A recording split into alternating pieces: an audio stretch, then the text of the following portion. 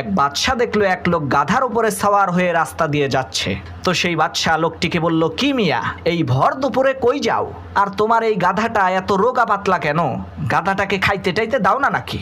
বাদশার এই কথা শুনে সেই লোকটা বলল, মহামান্বিত বাদশা, আমি যাচ্ছি এই গাধাটাকে বিক্রি করতে, আর গাধাটাকে খাইতে তো দেই, কিন্তু এই গাধা কোনো সাধারণ গাধা নয়। এই গাধার অনেক গুণ আছে, সেই গুণের কারণেই এই গাধাটা মোটা তাজা হয় না। বাদশা কয়, আচ্ছা তাই নাকি? তো এই গাধার কি এমন গুণ আছে যার কারণে গাধাটা মোটা তাজা হচ্ছে না? তখন সেই লোকটি বলল, বাদশা, আমার এই গাধার উপরে যদি কোনো ব্যক্তি উঠে বসে তাহলে সে মক্কা মদিনা দেখতে পারে। লোকটার এই কথা শুনে বাদশা বলল, আরে বেয়াকুব, কি সব জাতা বলো? গাধার উপরে বসে মক্কা মদিনা দেখা যাবে, এটা কি কখনো সম্ভব নাকি? তখন সেই লোকটা বলল, বাদশা, আমার কথা যদি সত্য না হয় তাহলে আমার জিহ্বা কেটে দিয়েন। বাদশা কয়, আচ্ছা ঠিক আছে, তোমার কথা যদি সত্য হয়